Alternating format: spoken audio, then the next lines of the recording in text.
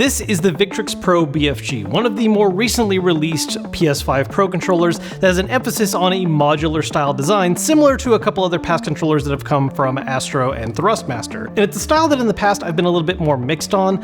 It's something that I think is really cool in concept, but it doesn't always execute on all the areas I would like it to. And I was very curious to see whether or not the BFG would change that. And I've ended up walking away overall really liking this controller, but having a few specific things that really frustrate me about it that just keep it from being something I think I really could have fallen in love with. Real quick, I want to shout out this is actually the fourth PS5 Pro controller that I have picked up. And so along with this review that I'm doing, I'm actually also planning on doing a full comparison video with the lineup of those four controllers, what they all individually do well, where some of them fall behind a little bit, and their relative price points. So if you want to see that video, make sure to subscribe so you don't miss out. So let's go over what's cool and what's not so cool about the Victrix Pro BFG. To begin with, let's take a look at the full list of features, starting with the most signature one of being able to swap out the full modules on the controller. Both the left and right side have modules that can be unscrewed with a supplied hexagon tip screwdriver that can then be either swapped or replaced in different ways to create different configurations. The main goal here is that the left module can be flipped around so that you can have your choice of either having symmetrical or offset sticks, whichever you prefer, or if there's a style you prefer based on the game you're currently playing. While the right side has two different modules that can be swapped in. One is a familiar looking 4-button setup with a right stick, and another option, which is what I have on right now, is the 6-button setup primarily meant for fighting games like Street Fighter. It's worth noting that aside from the difference in button layout, there is also a difference in the buttons themselves. This 6-button setup has the slightly larger and flatter buttons that have a clicky register, whereas the 4-button setup is something that's more along the lines of the official DualSense controller, where they have the dome tops and are mesh buttons that don't have any kind of clicky feedback. Also, in case you had any ideas of doing any particularly more wild customizations, the modules are shaped in a way that you actually cannot use them outside of their intended purposes. So for instance, if you tried putting a left module on the right side, it's not going to fit, or if you took one of the right side ones and flip them around, it's not going to fit in either. While these modules are the obvious big thing that can be swapped out, there's a lot of other customization that this controller has to offer. There are 3 different D-pads that it has. Right now, the one I have on here is the circular design that has a lightly kind of faceted shaping to it. There is also a more traditional cross-shaped button, and then a flat plate style one that is the default one that the controller initially comes equipped with that personally I couldn't really get into using. I tried using it in both some kind of retro style games for movement, I tried using it in fighting games, and it just always ended up feeling like it fell a little short to me compared to using the 2 other more traditional designs. Like many other Pro controllers in the market, this does also have swappable sticks. It initially comes with a pair of standard height sticks that have a lightly concave head, whereas the 2 alternatives it has are the common pair that we're seeing across a lot of Pro controllers nowadays, a shorter convex head stick and then a taller neck design featuring the same kind of stick head as the standards that's meant for more precise control, useful in games for things like sniping. Not only are the stick heads replaceable on this, but you can also change out the gate on these sticks. Initially it comes with a more traditional circle gate, but there's an octagon option as well that is another option that is useful for fighting games. Aside from all these physical modifications, there are a number of other customizable features that are pretty common across a lot of Pro controllers.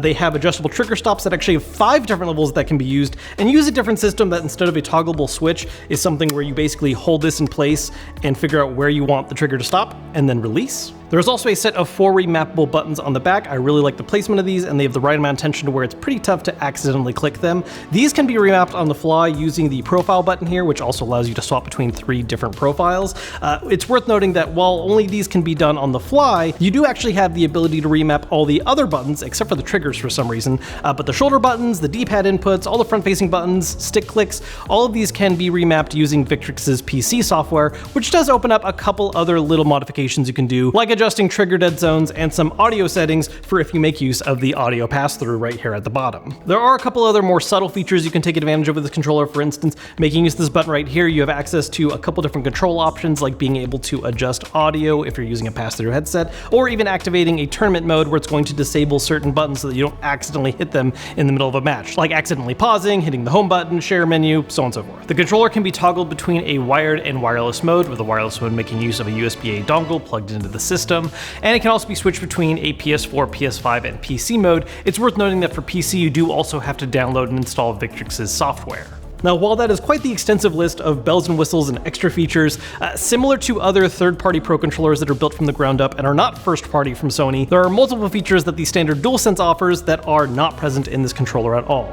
You don't have adaptive triggers, you do not have refined haptics or any form of rumble at all for that matter. This controller does not have a gyroscope, so any games that make use of those style of motion controls is not something you can use this controller for, and it does not have a built-in speaker or microphone. This echoes the same kind of trade-off that I talked about when I reviewed the Razer Wolverine V2, where, look, if you get a Pro controller like this, the intention is you're using it for competitive reasons. Whether it's playing a shooter or a fighting game, it is not necessarily something that you want to be using for playing single-player games or things where you want to have some immersive features like those haptics and adaptive triggers. This is not meant to be your single one controller that you use for everything. It is built for competition in mind. So all that out of the way, what do I like and not so much like about this controller? Well, first off, as far as the different modular controller designs go, overall, I am very happy with just the total package of this one. There are so many different options to take advantage of. Swapping all of them in and out is very simple. And one aspect of this that I really appreciate is the carrying case included with the controller that fits everything in it nice and neatly. Everything has a place that it can be stored. Everything that you're not actively using can be put away nicely, including the screwdriver,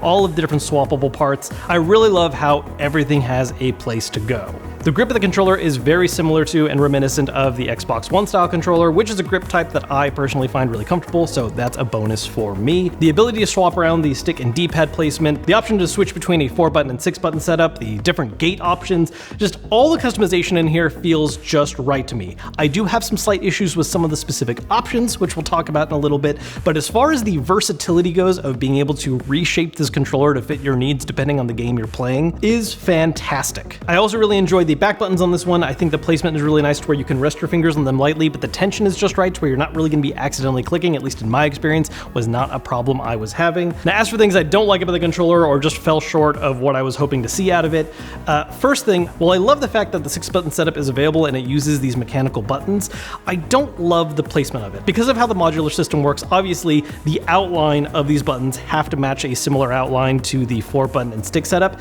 and I just don't like how low it is and how radically it's tilted this way. I would love if it was something that was just a little more up and over this way. It's just closer to the style that a lot of other fight pads use, and ultimately I find to be a lot more comfortable. I will say that this threw me off especially hard when I first started using it because I couldn't quite put my finger on what felt different about the experience, but ultimately it is something that I got more used to.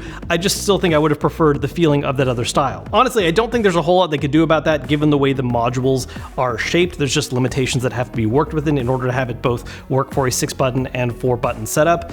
So it is something that I think I could get used to, but it is something worth knowing coming from other fight pads. Also, while I like the fact that the 6-button setup has clicky mechanical buttons, it feels like a missed opportunity to not also use that in the 4-button setup. I understand there is an appeal to keeping a more familiar feeling setup with mesh buttons on the 4-button plus stick setup, but as someone who likes having that clicky register, especially in a Pro controller, I feel like that was a missed opportunity. As I mentioned earlier with the D-pad options, I didn't really care for the plate shape one. I just didn't find a time where I would rather use that over the circle and cross shape ones. This may be a your mileage may vary moment where I just couldn't find the right game for me where it made sense, and maybe you'll find one that works for you. On that note, one thing I'm definitely not a fan of is the approach to the trigger stops. Having more stops is cool. 5 is definitely more than a lot of other controllers tend to offer, where you usually get at most 3 with a mid pull, full pull, and short pull. But the mechanism for swapping it just doesn't feel very comfortable to me. You have to hold this thing in place, figure out where roughly you want to have it sit, and then release, and then it'll nestle into one of the 5.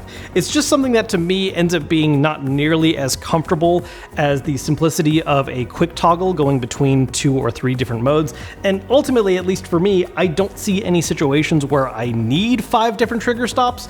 Just having the short or long pull is normally enough, and the half stop is a nice additional option to have in some situations. One other thing that is another kind of your mileage may vary, personal preference kind of thing, while I like the grip shape of the controller, I don't love the feeling of it in terms of the plastic involved in the body and the weight of the controller. The plastic used for the body just has that cheaper feeling to the touch, which I don't like the feeling of, and the controller overall is definitely on the lighter side. Personally, I like having a controller with a little more heft. There are other modular controllers out there like this that have offered adjustable weight settings by adding and removing weights to the body, and I really wish that was something that was explored with this controller, because while I like the way that my hands grip around it, I just wish there was a bit more heft going on. Now, one final interesting point about this controller is the price.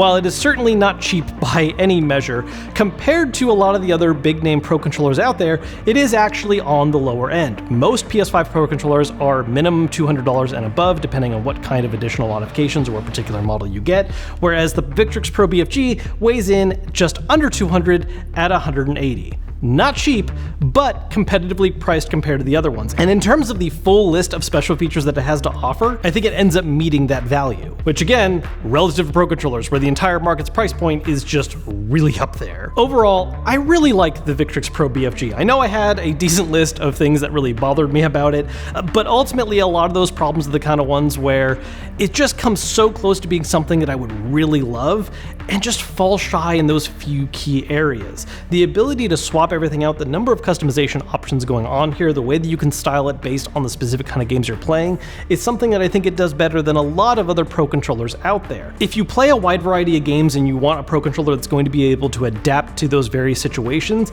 this does it unlike any other option out there. Having all the various different ways you can change out the gates, buttons, sticks, this is just able to fit a wide variety of different competitive scenarios, which is nice. If on the other hand, you're more interested in something that's more focused on build quality and is designed for one specific genre or style of game in mind, there are other options out there that I think are maybe worth giving a little more attention to. So those are my thoughts on the Victrix Pro BFG. If you want to pick one up, I do have a link listed down below in the description. As always, if you enjoyed the video, hit the thumbs up button to let me know, subscribe if you haven't yet, and I will see you guys later.